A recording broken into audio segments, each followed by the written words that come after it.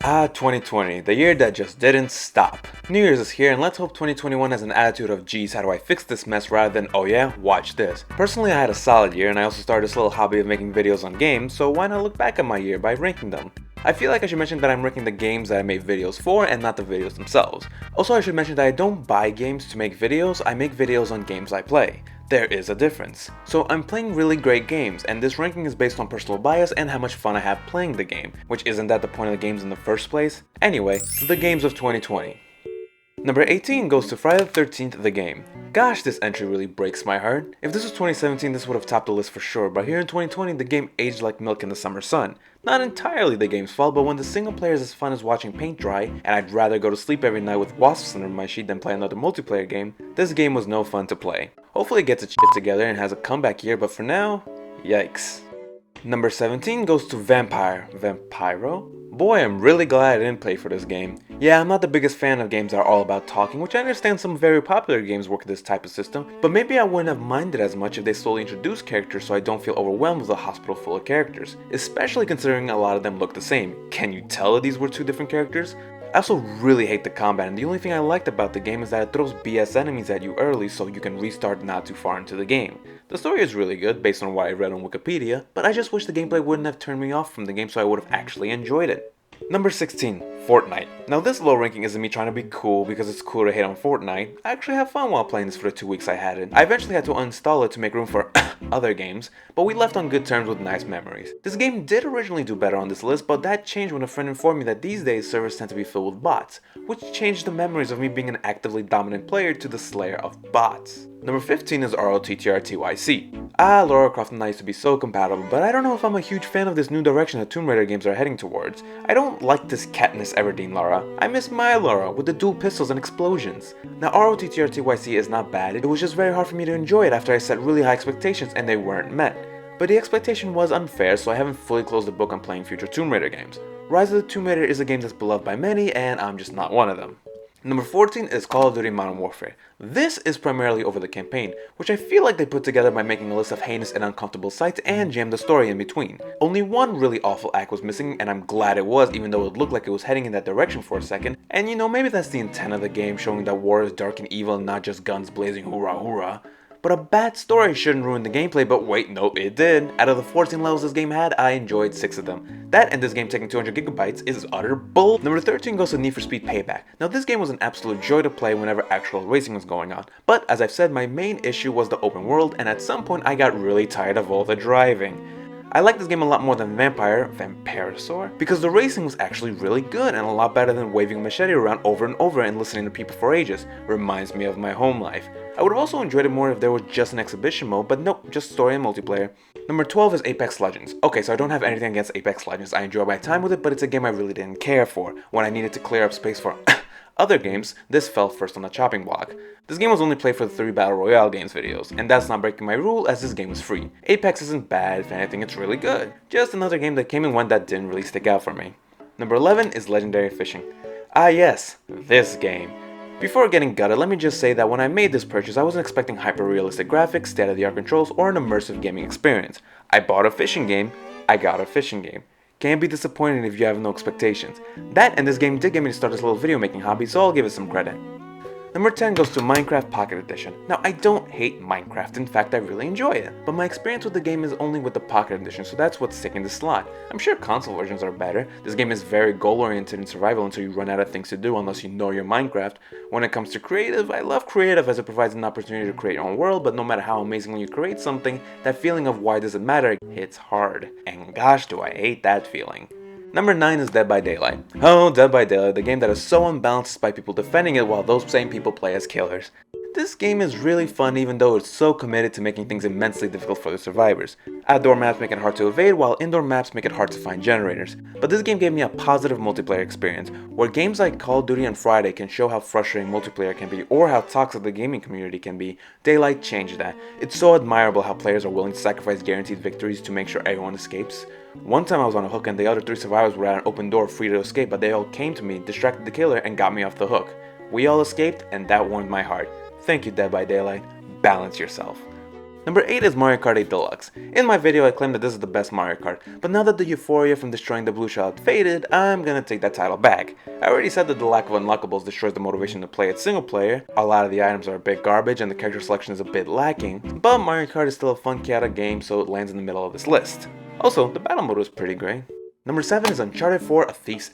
So the Uncharted games have this really weird thing where the game starts off really strong but has a middle that tends to drag, and by the end of the game you'll be looking back and thinking, oh man, that was great.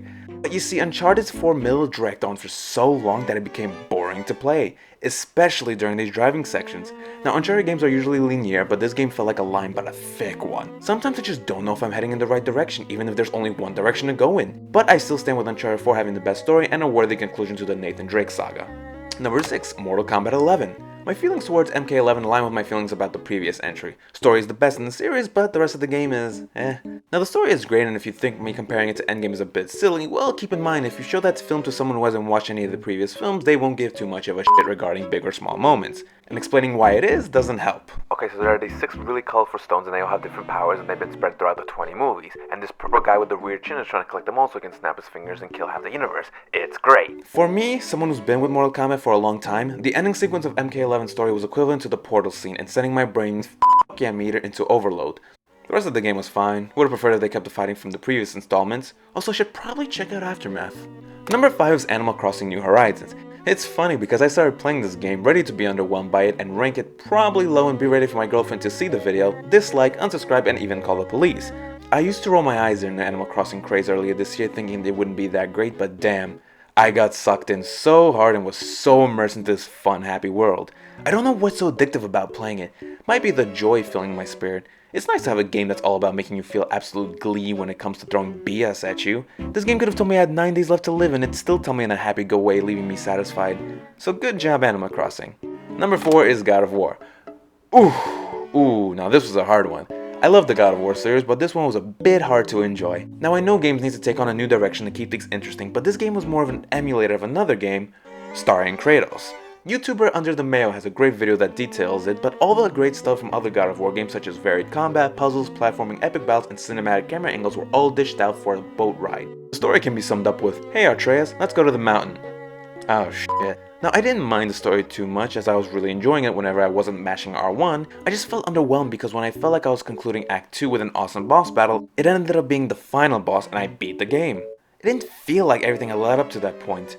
Overall, it just felt like God of War wanted to provide an experience rather than a game. So how's this game ranking number 4? Well, it all has to do with Kratos. I've been on a journey with Kratos and seeing him trying to make Atreus not turn to what he did was a compelling watch. When Kratos yells at Atreus that there are consequences to killing a god, we know the weight of him saying that. Wouldn't be the same if a dude named Kyle said it. Kratos is the only reason I got through this game, and hopefully the next God of War starts reintroducing older elements back into the series. Number 3, Call of Duty Warzone. I really didn't want to put this game that had me at war with the PS4 so handle list, but not putting it on here would honestly be extremely disingenuous. While I was playing a variety of games this year, I was also simultaneously playing this game right alongside them. I spent more time playing this than any other game this year, so that has to count for something. I can have a stretch of when I'd be having absolute fun playing this game, but I also have waves of when the game is unbearable and reminds me of why I don't like playing online multiplayer. I'll credit my friends for being 90% of the reason I still play this game even when I fucking don't want to. And hey, any time wasted with the boys is never time wasted. Honestly, ranks 4 through 2 are a toss-up, but as of the writing of the script, I'm having a decent stretch of games in Warzone, so it'll be a podium finish. Number 2 goes to Breath of the Wild. When it comes to Zelda games, I look for 3 things, which includes combat, dungeons, and charm. When it comes to combat, I've expressed my strong dislike to how they nerfed Link. Yes, the character that got through many adventures wearing a tunic now needs armors to not get one-shotted by a Bokoblin. And the armor barely helped. Halfway through the game, I just found it easier to run away from enemies rather than fight them. When it comes to dungeons, they aren't bad, but they most certainly are weak sauce. Yes, you do get the accomplished feeling whenever you figure out a puzzle, but there's a difference between beating a 10 to 20 minute temple and conquering a 30 to 40 minute dungeon. But the charm in this game though is great. I really loved the champions and knowing their fate was a bummer, but it made it even more satisfying whenever you work with their descendants to avenge them. Despite its flaws, I really enjoyed playing it and I can't understand why. I eventually got used to the massive overworld, but I know that if Link wasn't a pushover against common enemies, weapons were a bit more sturdy and the temples had a bit more to them, the game probably would have topped the list. But for now, it's gonna have to take second place to number 1, Super Mario Odyssey. Now listen, I don't like change and I'll never understand why games feel the need to remove what made them unique to look like something else. If I want to play a cinematic hack and slash with platforming and puzzles, I know to go to God of War, but that's not the case anymore. If I want to solve massive dungeons, I know to go to Legend of Zelda, but that's not the case anymore. If I want to play a game where I'm platforming around varied environments and shooting up a variety of enemies, I know to go to Tomb Raider, but that's not the case anymore. If I want to do some kick-ass first-person shooting, I know to go to Call of Duty, but that's not the case anymore. I don't like change, and Mario's Italian mustache agrees with me. Because while Mario gets a new companion that changes up the gameplay, it still feels like I'm playing the other Mario games, and Cappy is an amazing companion, as his takeover ability introduces 50 new gameplay mechanics and control schemes. To me, gameplay is the most important part of a game. Graphics aren't too important because games like Among Us this year show us that games don't need to look amazing to be fun.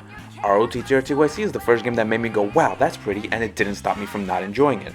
Story is a gray area, because where storytelling can benefit some games, it can also plague others. Some games lean in too hard into storytelling that it consumes the game and it's more of an experience than a video game. With Mario, it's always a safe bet that Bowser's kidnapping Peach and that's about it. The game spends the beginning quickly putting everything together and then gets out of the way so that you can enjoy the game with a cutscene here and there to keep the minimal story going. I see characters as its own category, as Uncharted never really has any stories that have never been done before, but the characters are what carry the series. And Mario's a solid character.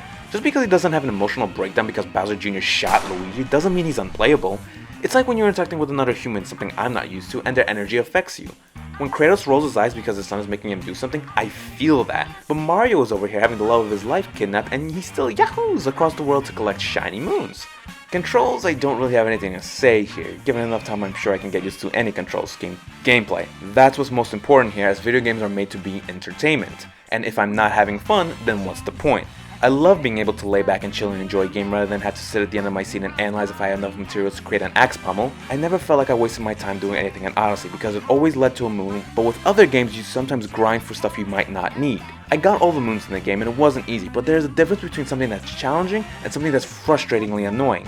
Anytime I was playing Super Mario Odyssey, I was having fun 100% of the time. This was my personal favorite game I played this year, and when my girlfriend asked me if I would collect all the moons again, I said absolutely, without a doubt. Happy New Year.